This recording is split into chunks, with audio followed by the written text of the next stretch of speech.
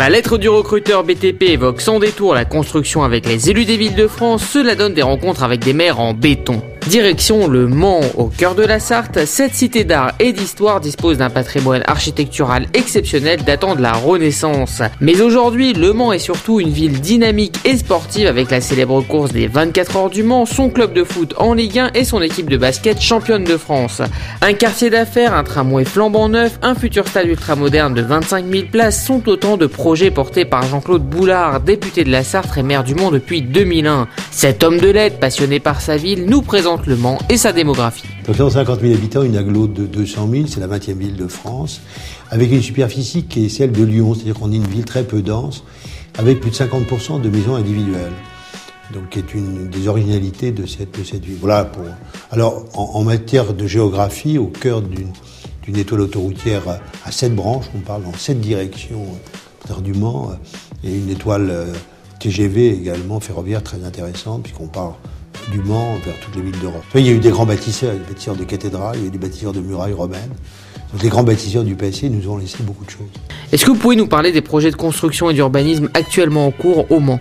Ah oui, on a un stade de 25 000 places qui est en cours, qui est quand même un très grand projet, puis il y en a pour 100 millions d'euros, donc c'est pas rien. On a l'espace culturel jacobin, c'est-à-dire ici en cœur de ville, de refaire le théâtre, de mettre à côté des cinémas, plus des espaces d'exposition, tout un grand ensemble culturel qui est probablement aujourd'hui, après qu'on ait réalisé le tram et les aménagements de la gare, le grand projet de la ville.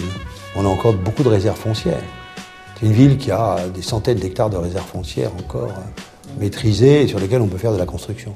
Donc on a cette chance d'avoir de l'espace. On a même de l'espace en gare.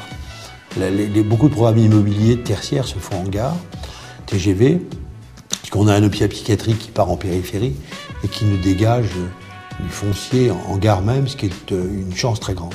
Monsieur le maire, de quelle construction ou aménagement vous êtes le plus fier ? C'est pas un vocabulaire de maire, la fierté c'est le contentement de ses concitoyens qui est essentiel, c'est le tram. Le tram, honnêtement, c'est une réussite plus grande que j'imaginais. Commerciale, 40% de progression de l'usage du transport collectif, puis l'image de la ville, l'embellissement de la ville. Les Manceaux ont une sorte de fierté aujourd'hui de leur tram. Ça a changé l'image de la ville.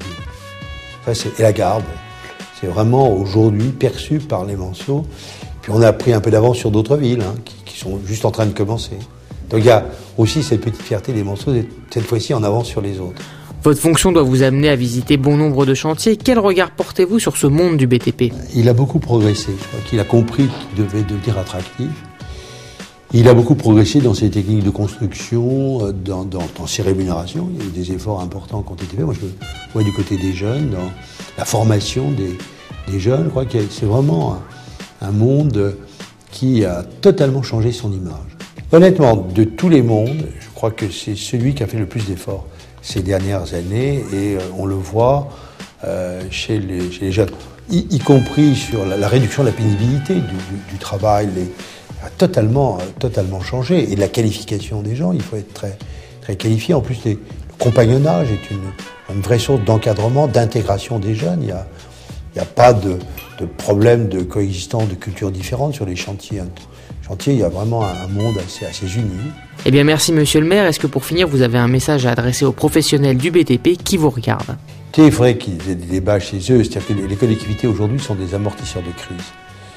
Si on met en cause les financements des collectivités, les ressources fiscales des collectivités, la première victime sera le BTP. Moi, je serai du BTP, j'engagerai un vrai débat au sein du MEDEF sur le maintien de la taxe professionnelle.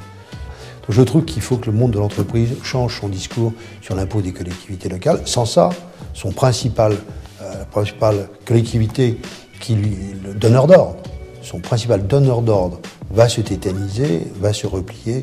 Et à ce moment-là, je pense que les perspectives ne sont pas très bonnes. Il y a une vraie discussion à avoir au sein du monde des entreprises du bâtiment.